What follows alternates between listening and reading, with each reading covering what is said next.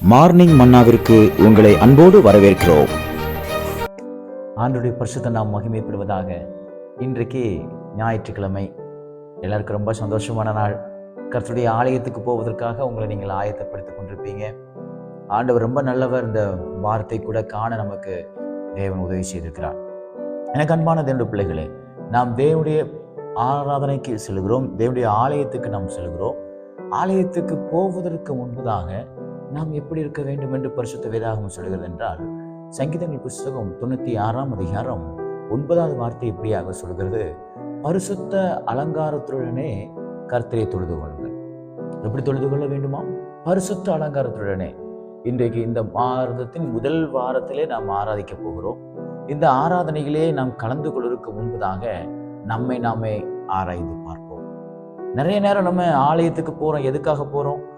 நான் ஞானஸ்தானம் எடுத்திருக்கிறேன், நான் திருவிருந்து எடுக்க போகணும், நான் கர்த்தரை ஆராதிக்க போகணும், இல்லைன்னா எங்கள் பாஸ்டர் கேள்வி கேட்பாரு, காணிக்கை போட போகிறேன், தசம பாகம் போட போகிறேன், மாதத்தில் ஒரு நேரமாவது ஆராதனைக்கு போகணும் அப்படிங்கிற யோசனையில தான் நீங்கள் போவீங்களே தவிர, சில பேர் இப்படி யோசனையில போவாங்க, ஆலயத்துக்கு ஆராதனைக்கு போனாதான் ஏதாவது கிடைக்கும், கர்த்தர் ஏதாவது செய்வார், அற்புதத்தை எதிர்பார்த்து நீங்கள் போவீங்க. ஆனால் பரிசுத்த வேதாகமம் சொல்லுகிறது, அவரை நீங்கள் தொழுது கொள்ள போகும் பொழுது உங்களுடைய எண்ணங்கள், உங்களுடைய சிந்தைகள், உங்களுடைய சரீரங்கள் எப்படி இருக்க வேண்டுமா?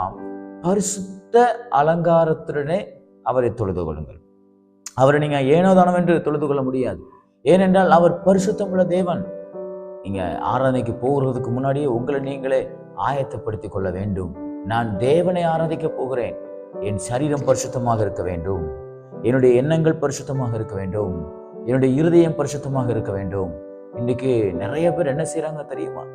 ஆராதனை என்பது மாதத்திலே முதலாம் வாரத்திலே போகும் பொழுது அவர்கள் ஒரு பாவ மன்னிப்பை கேட்கக்கூடிய ஒரு இடமாக, அந்த மாதம் முழுவதும் செய்கிற பாவத்திற்கு பரிகாரம் செய்யக்கூடிய வாரமாக இந்த முதல் வாரத்தை எடுத்துக்கொள்கிறார்கள். தவறு தவறு. திருவிருந்து எடுக்கக்கூடிய அந்த நாட்களிலே, நான் இந்த வாரம் முழுவதும், அந்த மாதம் முழுவதும் நான் செய்த பாவத்தை மன்னியும் என்று சொல்லிவிட்டு அவரிடத்திலே மன்னிப்பு கேட்டுவிட்டு அதை விட்டு விடுவீர்களேயானால் உங்களுக்கு கிருபை உண்டாகும், பாவங்கள் மன்னிக்கப்படும். ஆனால் அதே போல அந்த பாவங்களை திரும்ப திரும்ப நீங்கள் செய்து கொண்டு ஒவ்வொரு மாதமும் இப்படியே நீங்கள் தேவனுடைய சமூகத்திலே பாவ மன்னிப்பு கேட்கக்கூடிய ஒரு ஸ்தலமாக தேவனுடைய ஆலயத்தை நினைத்து, ஆராதனை நினைத்து நீங்கள் வருவீர்களேயானால் அது மிகவும் தவறு. இன்றைக்கு உங்களுடைய சிந்தனை மாறட்டும். நிறைய பேர் சொல்லுவாங்க, நான் சபைக்கு போகல, என்னை யாருமே கேட்கல, எங்க பாஸ்டர் வந்து கேட்கல. நான் கேட்கிறேன், நீங்க சபைக்கு போகல, உங்க பாஸ்டர் வந்து கேட்கல, நியாயமான கேள்விதான்.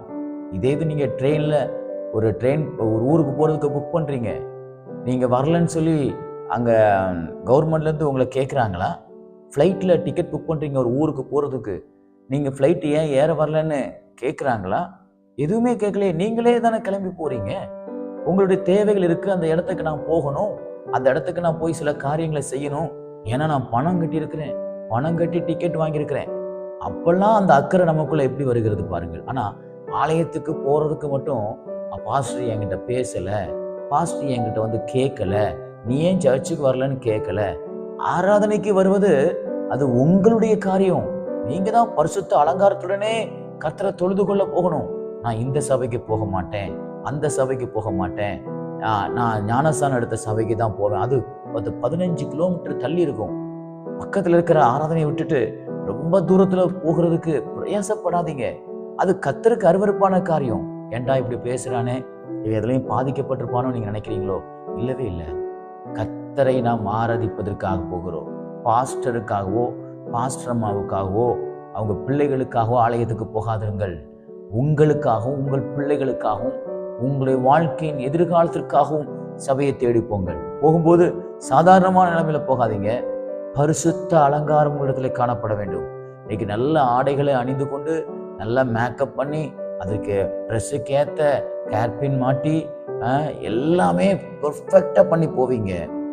பேண்ட்டுக்கு ஏற்ற ஷர்ட்டு, அதுக்கேற்ற டை, எல்லாம் பெர்ஃபெக்டா, ஷூ எல்லாம் கரெக்டா இருக்கும். ஆனா உங்க ஆயத்தம், உங்க அலங்காரம் எப்படி இருக்க வேண்டுமா? பரிசுத்த அலங்காரமாக இருக்க வேண்டும். அதைத்தான் தேவன் விரும்புகிறார். அவர் மனுஷனை போல முகத்தையோ ஆடைகளையோ பார்க்கிறவர் அல்ல.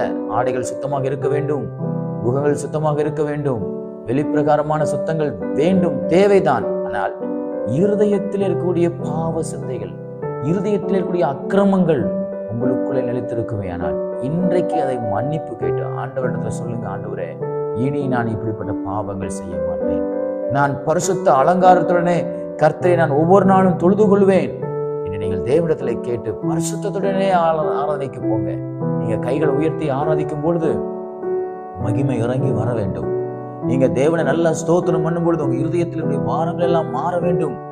தேவனை நீங்க மகிமைப்படுத்தும் பொழுது உங்க குடும்பத்தினுடைய எல்லா கட்டுகளும் உடையும். அப்படிப்பட்ட ஒரு வல்லமை உள்ள தெய்வத்தை நாம் ஆராதிக்க போகிறோம். அப்படிப்பட்ட ஒரு பரிசுத்தம் உள்ள தெய்வத்தை நாம் ஆராதிக்க போகிறோம்.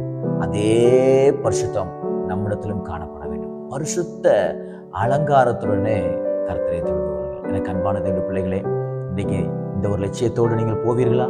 நான் கர்த்தரை தொழுது கொள்ள போகிறேன். எப்படி தெரியுமா? பரிசுத்த அலங்காரத்துடனே நான் என்னை பரிசுத்தப்படுத்திக் கொண்டு நான் கர்த்தரை ஆராதிக்க போகிறேன் என்று சொல்லுவீர்களா? கர்த்தர் உங்களை இந்த நாள் முழுவதும் ஆசீர்வதிப்பாராக. அவருடைய நன்மையினாலே உங்கள் வாயை திருப்தியாக்குவாராக. God bless you. நிறைவாழ்வு ஏஜி சபை பாண்டிச்சேரி. ஜெபத்தேவைக்கு 9952776926 9500794949.